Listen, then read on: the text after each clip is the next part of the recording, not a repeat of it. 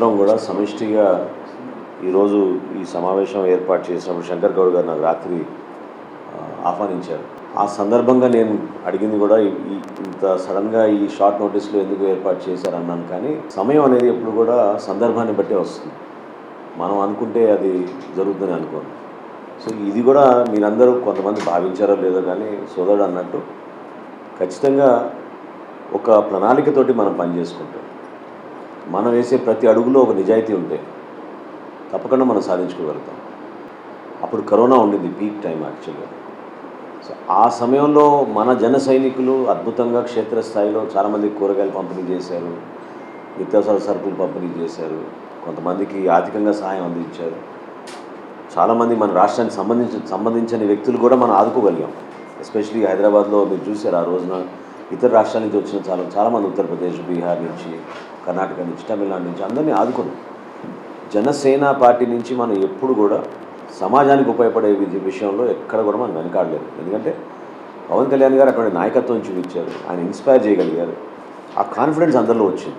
ఇప్పుడు 5 లక్షల రూపాయల ద్వారా ఒక వ్యక్తికి మనం పార్టీ నుంచి ఏ విధంగా భరోసా ఇవ్వగలుగుతున్నాం మీరు ఆంధ్రలో చూశారు. మీరు దాదాపు 38 కుటుంబాలని స్వయంగా నేనే పవన్ కళ్యాణ్ గారి తరఫున వెళ్ళి పరామర్శించి జిల్లా నాయకత్వం అంతా కలిసి వస్తారు. ఆ ఇంటికి వెళ్ళి మనం వెళ్ళి ఆ భరోసా నింపినప్పుడు చిన్న చిన్న కుటుంబాలు 38 చెక్కుల్లో కూడా కేవలం 2 చెక్కులు మాత్రం మధ్యతరగతి కుటుంబాలు, 36 కుటుంబాలు కూడా మీరు ఇందాక అన్నట్టు చిన్న వయసులో 25, 24, 26 వయసులో ఉన్న మన జన సైనికులు, రోజువారీ పాపం ఎలక్ట్రీషియన్ పనో, పెయింటింగ్ పనో, ఇటువంటి వ్యక్తులకి మన పార్టీ నుంచి వెళ్ళి 5 లక్షల రూపాయలు అందించినప్పుడు ఆ కుటుంబం బతికే పరిస్థితి చాలా స్పష్టంగా మనకు అర్థమవుతుంది.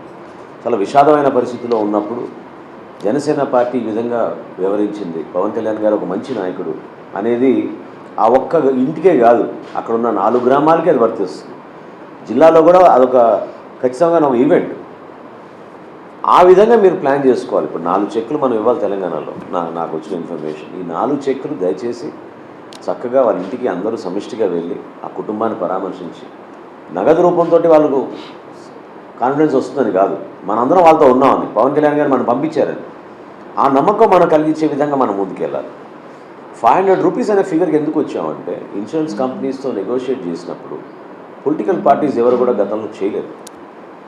గుర్తుపెట్టుకోవాలి మీరు. ఈ రోజున కొంతమంది ముందుకు రావచ్చు, కానీ మనం ఆ రోజు ముందడుగు చేసినప్పుడు చాలా ఈజీగా మనం కూడా 1 లక్ష రూపాయలు 2 లక్షలు నామకే వస్తే పెట్టేసి క్యా ఫరక్ హోతా మీకు 100 రూపీస్ మెంబర్షిప్ పెడితే సరిపోతుందని అనుకోవచ్చు. పాయింట్ అది కాదు. మనం ఏంటంటే ఆ వ్యక్తికి ఒక ప్రత్యేకమైన గౌరవం ఇద్దాం.